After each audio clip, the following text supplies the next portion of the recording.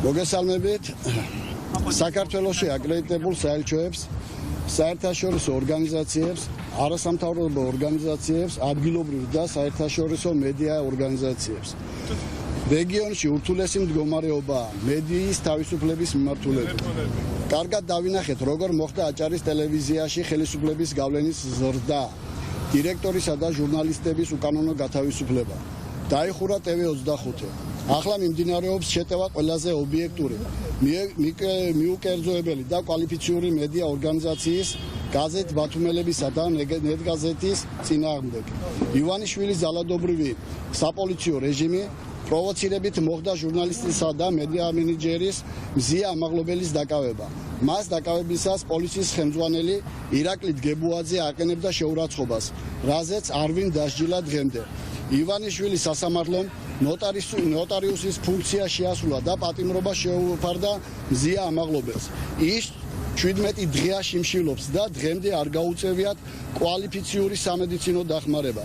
აჭარაში მოქმედი პარტიები სოლიდარობას და მხარდაჭერას უცხადებთ მზია ამაღლობელს, გაზეთ ბათუმელებსა და ნეტგაზეთის გუნდს. გვინდა ვუთხრათ, რომ ჩვენ არ მივატოვებთ და ვიბრძოლებთ მათი თავისუფლებისათვის ბოლომდე. მოვითხოვთ დაუყოვნებლივ გათავისუფლდეს მზია ამაღლობელი და გაიწიოს კვალიფიციური სამედიცინო დახმარება. მოუწოდეთ საქართველოში აკრედიტებულ საელჩოებს, საერთაშორისო ორგანიზაციებს, არასამთავრობო ორგანიზაციებს, ადგილობრივ და საერთაშორისო მედია ორგანიზაციებს.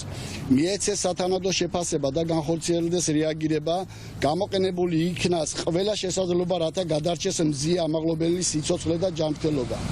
სათანადო შეფასება მიეცეს საქართველოში, მათ შორის აჭარის რეგიონში ადამიანის უფლებათა დარღვევებსა და მედია გარემოს მდგომარეობაზე. მოუწოდებთ ამერიკისა და ევროკავშირის წევრი ქვეყნების მთავრობებს დაუწესონ სანქციები იმ ადამიანებს, ვინც ახორციელებენ მედიაზე შეტევას მზია ამაღლობელის დაკავებასა და მის მიმართ ზეწოლის განხორციელებაში.